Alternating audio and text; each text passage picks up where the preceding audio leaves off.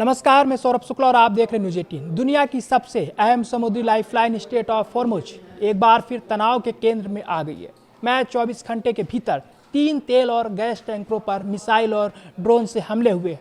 Qatar ने इन हमलों के लिए सीधे तौर पर ईरान को जिम्मेदार ठहराया है, जबकि ईरान ने औपचारिक रूप से जिम्मेदारी नहीं ली, लेकिन अपने बयान में संकेत जरूर दिए हैं। सवाल यह है कि आखिर हॉर्मुज इतना महत्वपूर्ण क्यों है? इन हमलों से भारत समेत पूरी दुनिया पर क्या असर पड़ सकता है और क्या एक बार फिर तेल की कीमतों में बड़ा उछाल देखने को मिलेगा? सबसे पहले बात करते हैं हमलों की। United kingdom maritime trade operation centre के मुताबिक पहला हमला ओमान के तट के पास हुआ। यहाँ कतर का एलएनजी टैंकर प्राकृतिक गैस लेकर स्टेट ऑफ हॉर्मुज से गुजर रहा था, तभी उस पर मिसाइल दागी गई। मिसाइल जहाज के बाएं हिस्से में लगी और देखते ही देखते भीषण आग लग गई। इसके कुछ समय बाद 2 और तेल टैंकरों को निशाना बनाया गया। इनमें से एक पर ड्रोन से हमला किया गया। हालांकि दोनों जहाज़ों को सीमित नुकसान पहुंचा और राहत की बात यह है कि किसी भी चालक दल के सदस्य के घायल होने की खबर नहीं है। अब सवाल उठता है कि आखिर इस पूरे विवाद की वजह क्या है? दरअसल स्टेट ऑफ हॉर्मुज से गुजरने वाले जहाज़ों के लिए 2 समुद्री रास्ते इस्तेमाल किए जा रहे हैं। पहला रास्ता ईरान की निगरानी वाले क्षेत्र से होकर गुजरता है, जहां जहाज़ों को तेहरान के निर्देशों का पालन करना पड़ता है।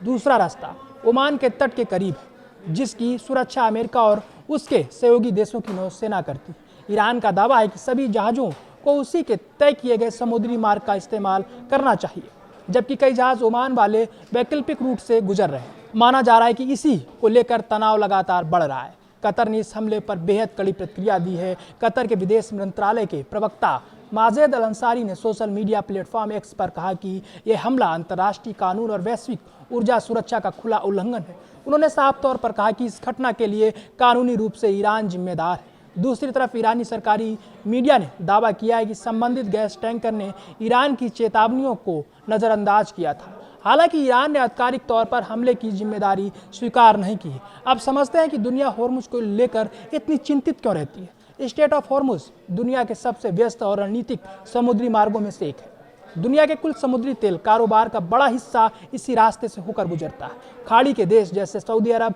कतर, यूएई, कुवैत और इराक अपना अधिकांश तेल और प्राकृतिक गैस इसी मार्ग से दुनिया तक पहुंचाते हैं। सिर्फ पिछले सप्ताहांत में ही 108 से ज़्यादा जहाज इस समुद्री रास्ते से गुजरे थे। ऐसे में अगर यहाँ लगातार हमले होते हैं तो जहाज़ों की आवाजाही प्रभावित हो सकती है, बीमा लागत बढ़ सकती है और तेल व गैस की सप्लाई पर भी असर पड़ सकता है। इसका असर भारत पर भी पड़ सकता है। भारत अपनी ज़रूरत का बड़ा हिस्सा कच्चे तेल का आयात करता है। अगर हॉर्मुज में तनाव बढ़ता है और तेल की सप्लाई प्रभावित होती है तो अंतर्राष्ट्रीय बाजार में कच्चे तेल की कीमतें बढ़ सकती हैं। इसका सीधा असर पेट्रोल, डीजल, रसोई गैस, परिवहन लागत और महंगाई पर देखने को मिल सकता है। यानी हजारों किलोमीटर दूर समुद्र में हुआ ये संघर्ष आम लोगों की जेब पर भी असर डाल सकता है। फिलहाल सबसे बड़ा सवाल यही है कि क्या ये केवल छिटपुट हमले हैं या फिर हॉर्मुज में एक नए समुद्री टकराव की शुरुआत हो चुकी है। अगर तनाव इसी तरह बढ़ता रहा तो इसका असर केवल मध्य पूर्व तक सीमित नहीं रहेगा, बल्कि पूरी दुनिया की ऊर्जा सुरक्षा और वैश्विक अर्थव्यवस्था पर पड़ सकता है। फिलहाल दुनिया की नजरें हॉर्मुज पर टिकी हैं, क्योंकि यहाँ की हर हलचल अंतर्राष्ट्रीय बाजार की दिशा तय कर सकती है।